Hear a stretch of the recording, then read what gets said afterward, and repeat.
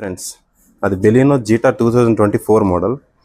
15,000+ kilometres తిరిగింది. దీని ownership review నాదే. ఏంటన్నది నేను మీకు క్లియర్గా చెప్తాను. దీంట్లో పాజిటివ్స్ ఏంటి, నెగిటివ్స్ ఏంటి అన్నది. ఫస్ట్ ఆఫ్ ఆల్ ఒకసారి డోర్ ఓపెన్ చేసి చూసుకుందాం, ఎన్ని కిలోమీటర్స్ తిరిగిందని చెక్ చేసుకుందాం.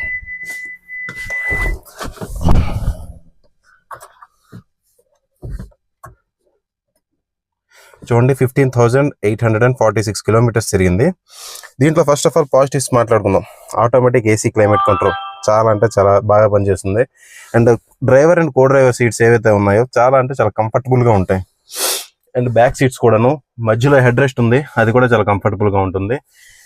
ఇంకా డ్రైవింగ్ డైనమిక్స్, సస్పెన్షన్ అన్నీ ప్రాపర్గా వర్క్ చేస్తున్నాయి, అంత బాగానే ఉన్నది.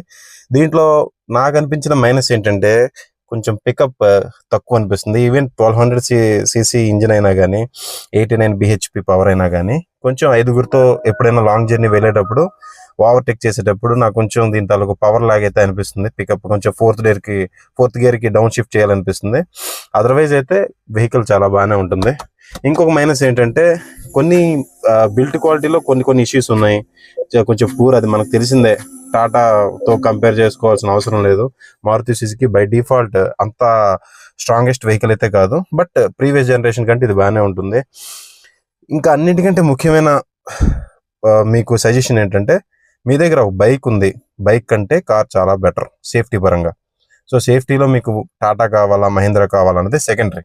సో నా విషయానికి వస్తే, ఒక ఐదుగురితో అండర్ 80 కిలోమీటర్స్లో మీరు ఏ పాయింట్ నుంచి బి పాయింట్ వరకు వెళ్ళాలనుకుంటే మారుతి సుజుకి ఎకనామికల్గా మీకు చాలా బెటర్. అండ్ ఇది చూడండి, సిటీలో నేను ఎక్కువ తిప్పడం వలన, ఎక్కువసేపు నేను ఏసీలో ఉంచడం వలన 15.7 కనబడుతుంది. అదర్వైజ్ హైవేలో ఇది 23,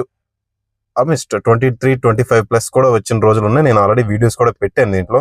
సో ఆ విషయం కూడాను మీకు ఇంటిమేట్ చేస్తున్నాను. ఇది చూడండి, డెల్టాలో దీంట్లో ఈ కలర్ రాదు, అంటే ఇది పియానో బ్లాక్ రాదు.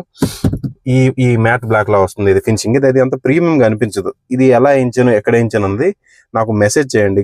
నాకు ఈ వీడియో చూసేసి వీడియోలో మెసేజ్ చేస్తే నేను మీకు ఇంటిమేట్ చేస్తాను. మీకు కనిపిస్తుంది అది పియానో బ్లాక్. ఇది కొంచెం ప్రీమియంగా అనిపిస్తుంది, టాప్ మోడ్ లాగా. సో ఇవి దీంట్లో ఉన్న పాజిటివ్స్ అండ్ నెగిటివ్స్. అలాగే మీకు బెలినో ఉంటే దాంట్లో పాజిటివ్స్ అండ్ నెగిటివ్స్ ఏమైనా అనిపిస్తే నాకు కొంచెం దీంట్లో మెసేజ్ చేయండి. అలాగే నా వీడియో నచ్చినట్టయితే లైక్ చేసి, షేర్ చేసి, సబ్స్క్రైబ్ చేయండి. Thank you.